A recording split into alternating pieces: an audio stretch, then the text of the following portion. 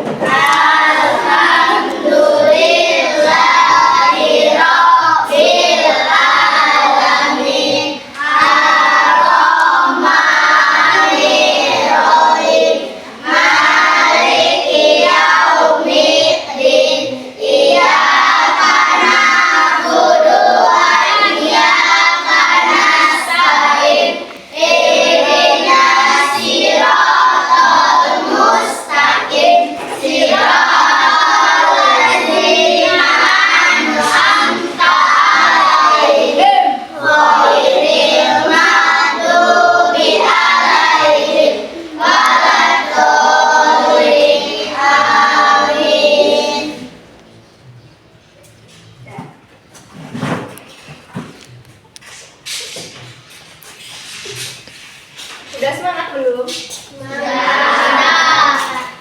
Semuanya pada sarapan pagi tadi? Sudah. Bagus. Agar lebih semangat, ada nggak di sini yang bisa tepuk semangat? Saya, Bu. Ya, bantu. Ikutin temennya ya. Ya. Tepuk semangat.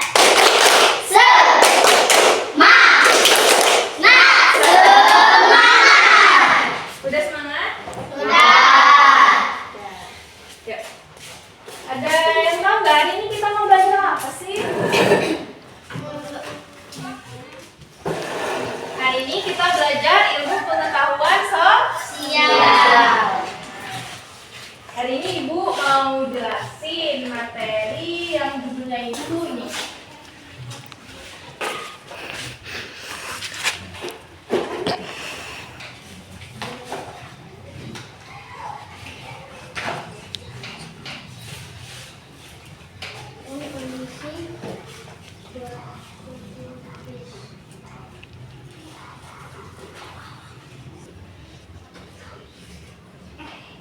Hari ini tanggal berapa? Tanggal Bapak.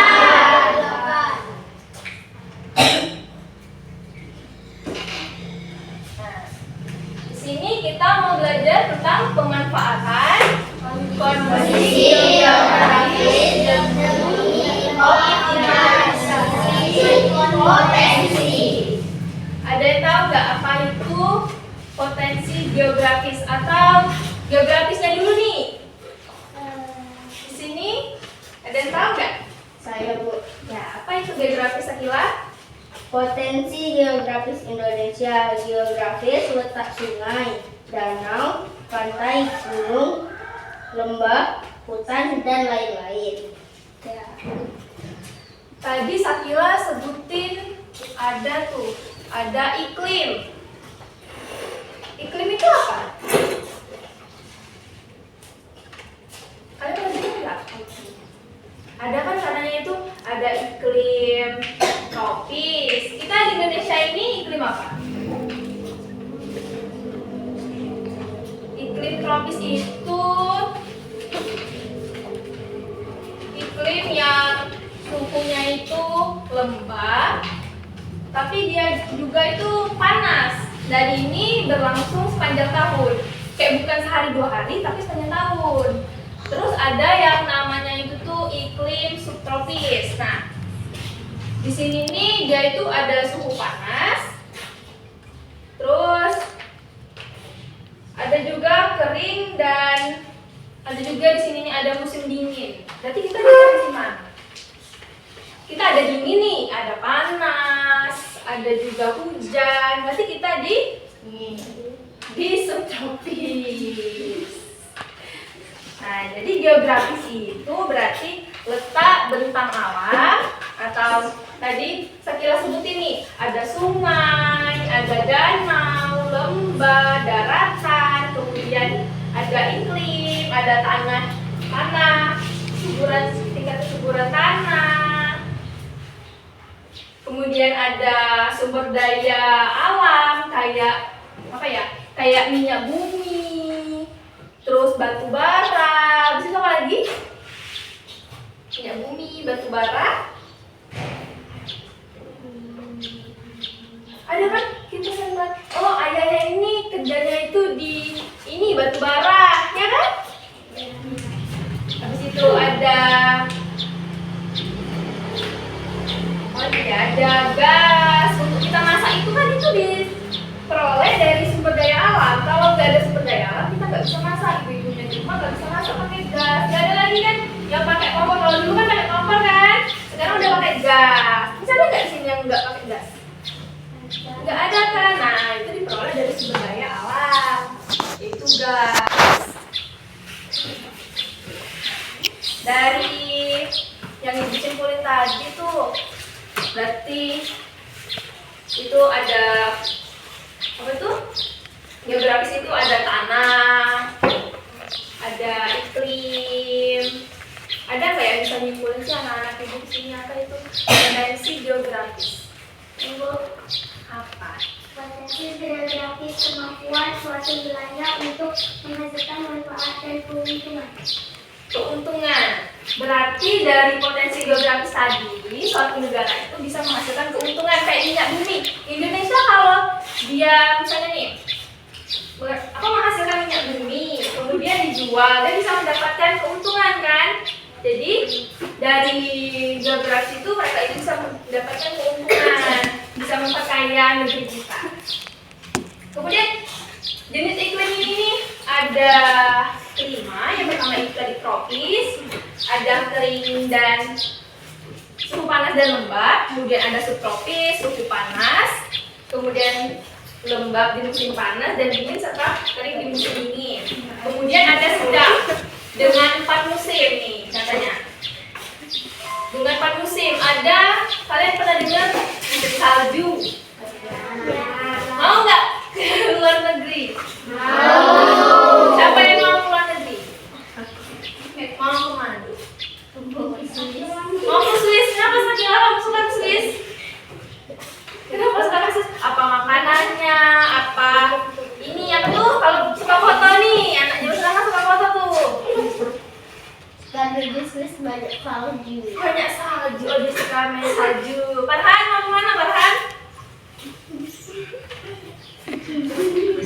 Kemana? Apa cinta Indonesia? Enggak mau. Oh cinta Indonesia, dia enggak mau jalan-jalan ke negeri. Deka mau kemana Deka? Oh cinta Indonesia. Kali? Jadi kalian tadi katanya mau keluar negeri. Oh ini tadi Naila, dia mau keluar negeri tadi. Mau kemana? Ada loh yang bagus. Kayak Korea. Korea kan sekarang kan senang Korea tuh. Kemudian ada nih. Ada yang mau ditanyain?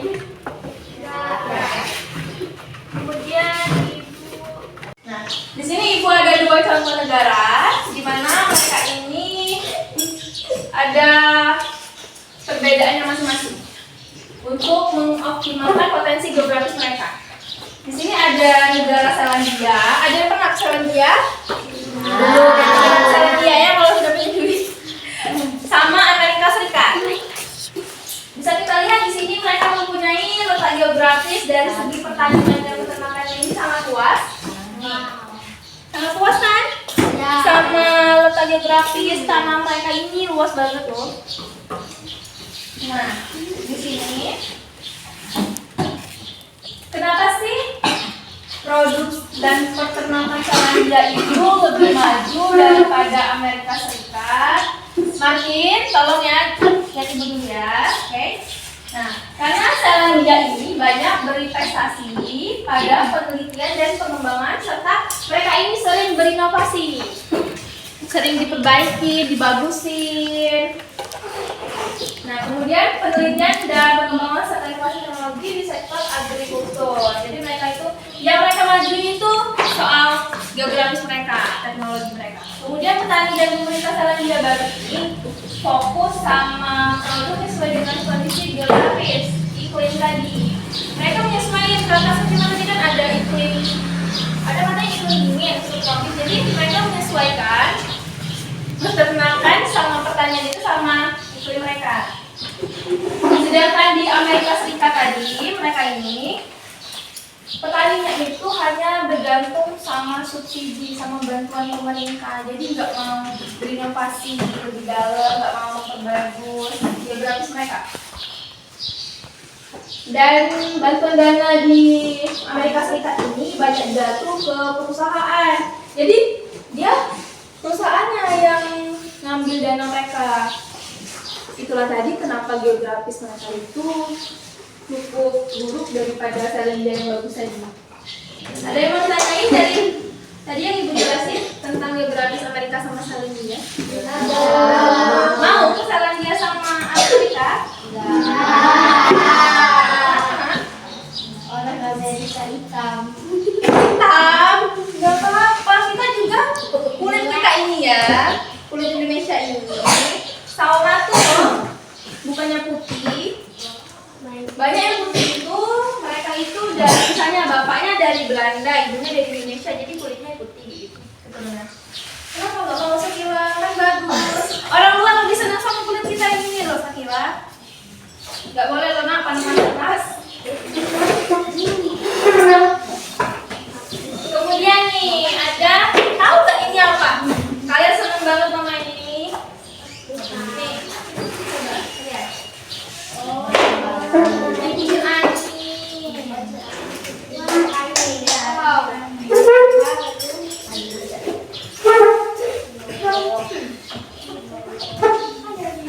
Nah, ini namanya cincin. Nah, tahu nggak cincin anginnya? Ya dong, nanti kita bikin seperti ini ya di Indonesia.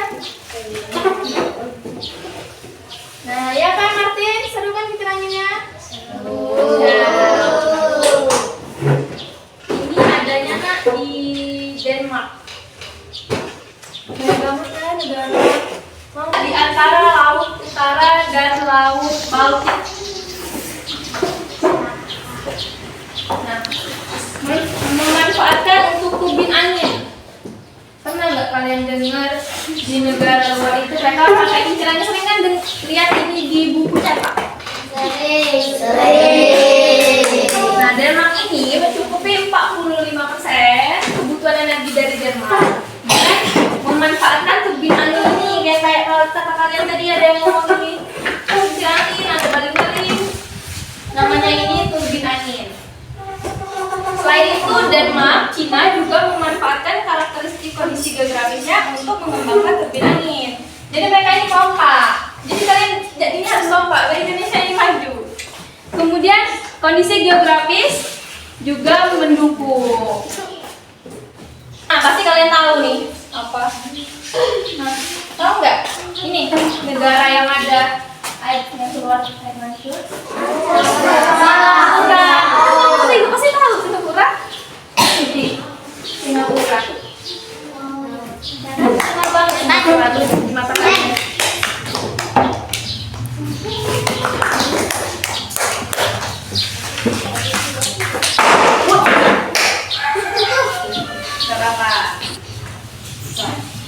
Nah, Singapura ini adalah negara kecil di semenanjung Malaya dengan letak yang strategis di jalur lintas perdagangan. Nah, pada awal berdirinya ini adalah 9 Agustus 1965. Mereka ini memiliki banyak kekurangan walaupun terkenal ada pengangguran tinggi, tidak memiliki sumber daya alam kayak kita, sumber daya batu bara kita kan sangat banyak kan. Nah, kita bisa belajar dari Singapura, negara maju dengan sumber daya alam terbatas.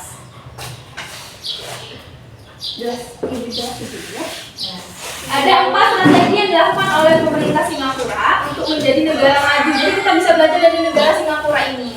Mereka nggak punya sumber daya alam yang banyak, kayak batu bara yang banyak, nggak punya minyak gas yang banyak kayak kita, tapi mereka bisa maju. Nah, mereka ini mengelola sumber daya alam mentah dan diekspor ke negara lain untuk dapat devisa. Pendapatan mereka besar kan? Coba kalau kita, pernah enggak kalian dengar kalau kita ngekspor barang-barang ke luar negeri itu hasilnya lebih banyak daripada kita kirim ke negara itu sendiri.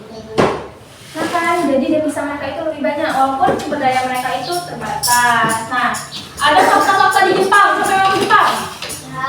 Enggak mau ke Jepang. Mau ke Jepang? Fakta-fakta di Jepang itu di zona cincin api. Kenapa sih dong dibilangin dia ini cincin api? Karena di Jepang itu lokasinya 90% gempa di dunia. Jadi kan itu sering banget gempa. Beruntung kalian tinggal di Indonesia.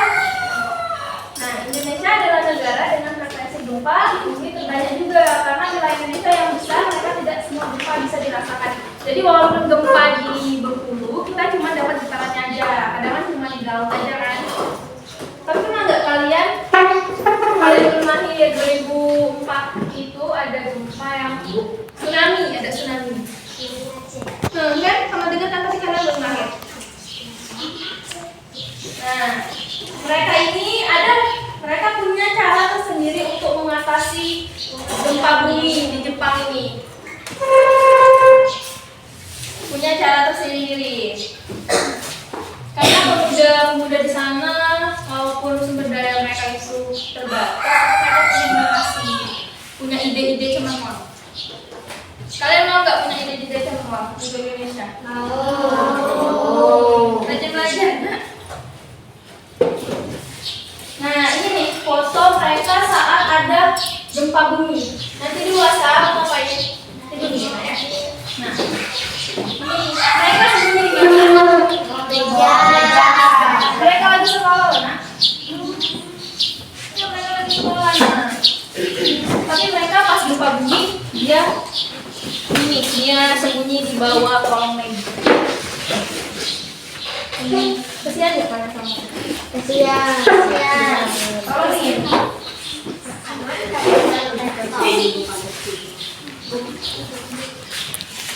nah mereka ini punya beberapa wilayah pesisir di Jepang dilengkapi dengan perlindungan tsunami. Jadi negara mereka itu dilindungi sama sesuatu yang untuk mengatasi gempa atau tsunami. Nah, generasi muda di Jepang pasca gempa Kobe 1965 rutin dilatih mitigasi bencana. Nah, mereka punya alarm ini akan berbunyi saat gempa bumi. Nah, mereka pas gempa bumi ini mereka itu bakal sembunyi di kolong meja. Nah, kayak gitu. Karena kita 60% kan tadi. Kemudian program ini menghasilkan ketenangan luar biasa bagi rakyat Jepang dan menyelamatkan banyak nyawa. Dan di Jepang ini mereka itu bangun rumah nggak bangun asal-asalan. Di dalamnya itu ada menggunakan inovasi beton bertulang tahan gempa. Jadi rumah mereka itu sudah tahan gempa untuk mengantisipasi bila nanti terjadi gempa lagi.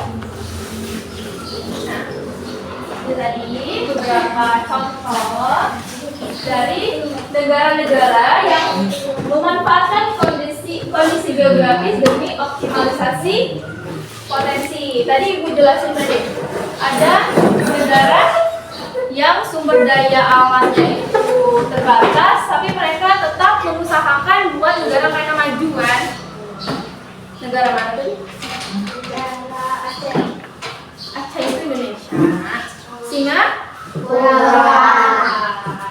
Ada negara Amerika Serikat, ada Selandia. Tadi Ibu jelasin tadi geografi itu ada ini, ada tanah,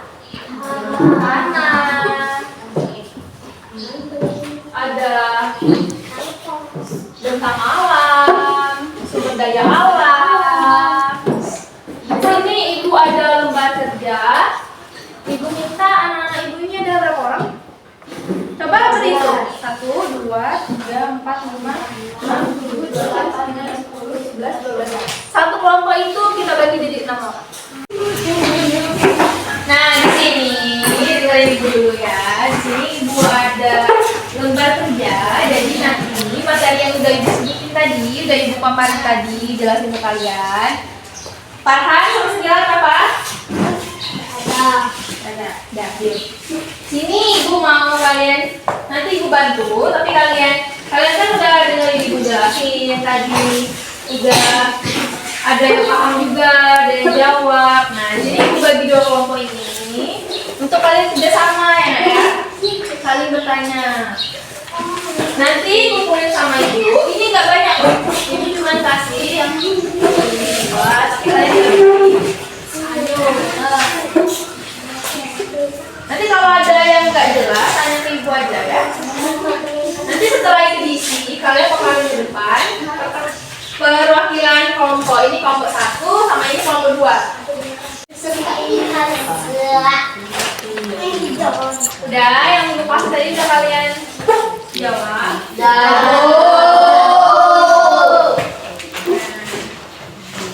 Ini yang kelompok 1, Farhan sama Tina ini kenapa? Nanti kita mainnya, Naila. Yuk, perwakilan dari kelompok 1 sama kelompok 2 ya. Yang bisa. Nanti kalau semuanya maju, ini Kacau. Ini dari kelompok 1 dulu atau kelompok 2 dulu?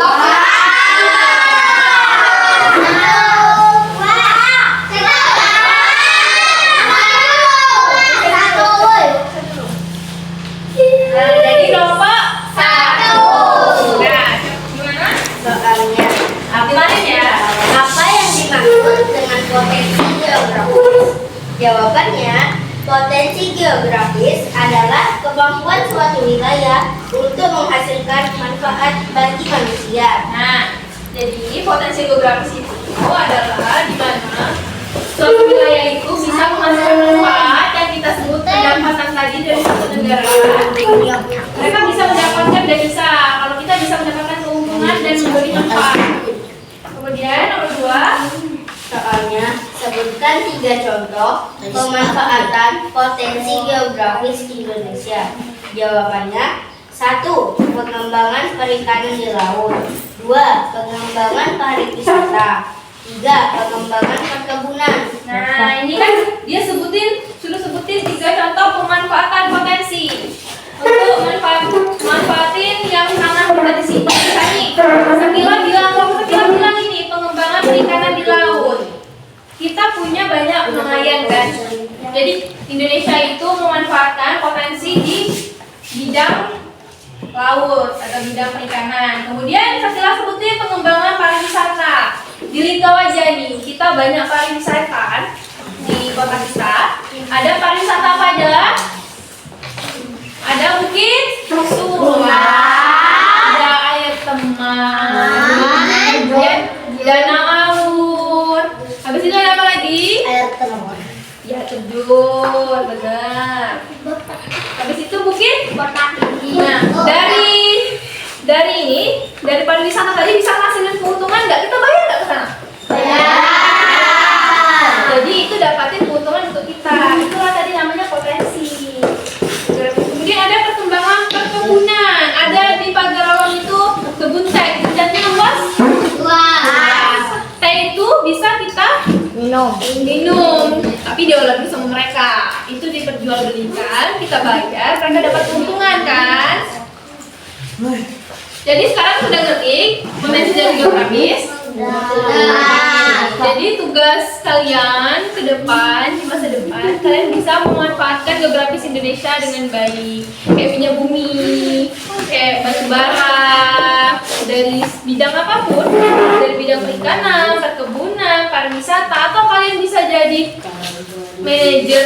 manajer untuk batu bara, bisa sukses. Nah, itu dari kelompok Sakila kerja sama tadi. Ya, pintar. Ini kemudian ada dari kelompok 2. Di sini apa?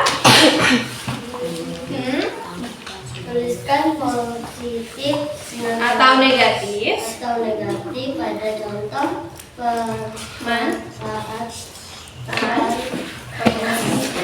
geografis berikut. Nah, jelasin dulu.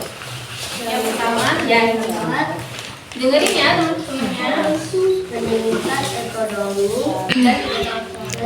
Nah, di sini nomor 1 dia ningkatin ekonomi. Dia memperbanyak kas negara kita nih. Keuntungan negara kita itu masuk negatif atau positif? Positif. Positif. Karena itu bagus untuk negara kita kan. Kemudian ada pencemaran. Kalian sering bawa sampah sembarangan? Enggak lagi, jangan ya. Karena itu dari sampah itu bisa terjadi banjir. Itu bakal ngerugiin diri kita sendiri. Itu dampaknya negatif. Kemudian peningkatan pendapatan negara atau devisa. Jadi mereka dapat devisa lebih banyak nih, dapat keuntungan lebih banyak. Itu masuk ke negatif atau positif? Positif. Kemudian ada pencemaran lingkungan dan kerusakan ekosistem. Jadi mereka ini merusak ekosistem kita. Kayak yang mereka itu merusak atau mencemari lingkungan. Itu masuk ke negatif atau positif? Positif. Berarti benar ya dari nomor 2. Habis itu ada nomor 2. Sebutkan 2 potensi Geografis. Indonesia berserta contohnya. Jawaban potensi tanah, contoh padi, jagung, minyak, Batu bara. bara. Kemudian ada potensi laut, perikanan dan pariwisata. Nah, potensi tanahnya ini kan mereka ningkatin untuk nanam padi, nanam jagung, minyak bumi, batu bara. Itu dari segi potensi tanah. Mereka mengambil keuntungan di tanah yang subur. Kemudian potensi laut. Itu ada perikanan dan pariwisata. Kata ibu tadi, pariwisata itu kita bisa meningkatkan kayak di kota kita ada terjun Temam, itu bisa kita tingkatin dan kita akan mendapatkan pendapatan atau keuntungan. Ini siapa namanya? Nisa, kerja sama nggak sama teman-temannya di sini? Nisa? Kerja sama. Ya, itulah tadi materi dari ibu. Untuk yang maju tadi, ini hadiah untuk kelompok kalian. Makasih. Makasih ya? Makasih. Semoga apa yang kita dapat hari ini bermanfaat untuk kita. Apa yang disampaikan tadi bermanfaat untuk kalian. Dan semoga kalian menjadi manusia yang memperbaiki potensi geografis kita ke depannya ya. Dan ibu minta maaf kalau misalnya ada yang sampaikan itu atau ibu ada bersikap ke kalian itu nggak bagus, ibu minta maaf. Kita ketemu lagi minggu depan. Wassalamualaikum warahmatullahi wabarakatuh. Waalaikumsalam warahmatullahi wabarakatuh. Untuk pulang kita Mas Deko untuk doanya kita pulang. Nah, akan barunya sini ya. Siap sini bersalam. Assalamualaikum warahmatullahi wabarakatuh.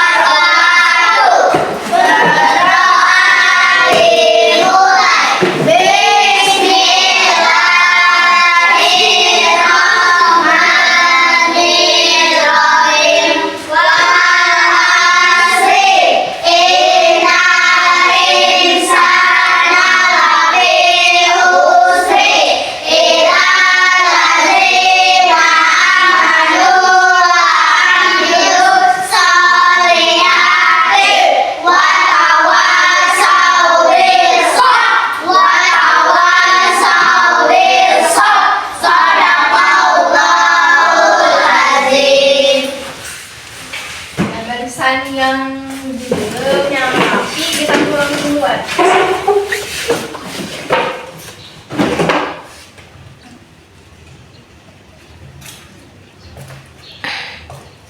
Barisan ini dulu ya. Nah, mereka ini nggak rapi, belum masukin ke dalam tas.